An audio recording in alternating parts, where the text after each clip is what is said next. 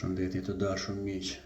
Njeriu më i lumtur që shikon këto protesta dhe më fatkeqi që nuk jam pranë tyre, sigurisht që jam unë.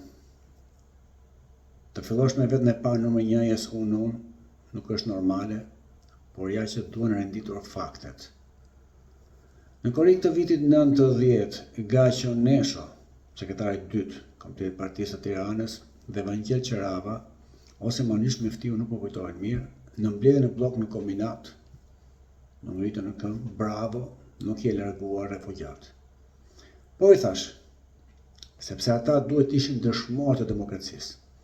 Siç na keni vrarë gjithë jetën, duhet të ishin vrarë disa, që ju të quheshit kriminal, vrasës, e të shkruaj me gjakun e dëshmorëve demokracia, jo një demokraci artificiale. Dhe kështu vazhdoi edhe në dhjetor, ku siç e dini, 4 misionarët, 4 komunistë, Dr. Berisha, Fatos Nano, Sabri Goda dhe Skënder Gjinushi, u lëshuan si metastazat në emër të rinisë, të demokracisë dhe të lirisë.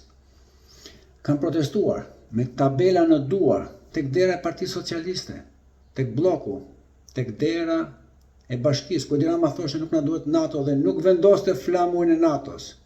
Që na duhet NATO, është NATO. Kam marrë shpirin e parë në Fiks Fare, në vitin 2006, ku i thot Nikolesit, i thash në Ardokës që ne të dy e gjetëm partinë gati dhe unë do t'ja bëj shqiptarëve nënët edhe motrat. Do t'i çmend, do t'i vën rresh për një. Dhe kështu ka bërë fatkeqësisht. Krimet e atij njeriu i kam denoncuar. Edhe si një agent i rekrutuar në Korfuz, ku kam jetuar për 3 vjet.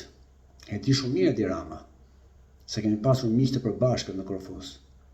Dhe çfarë ka ndodhur me mua në 4 gusht të vitit 92?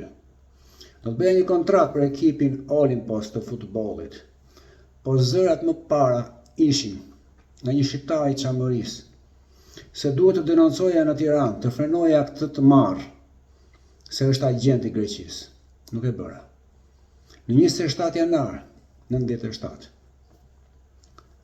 menduan se shpëtuan dhe u larguan, por mbijetoi për shkatruar Shqipërinë tonë.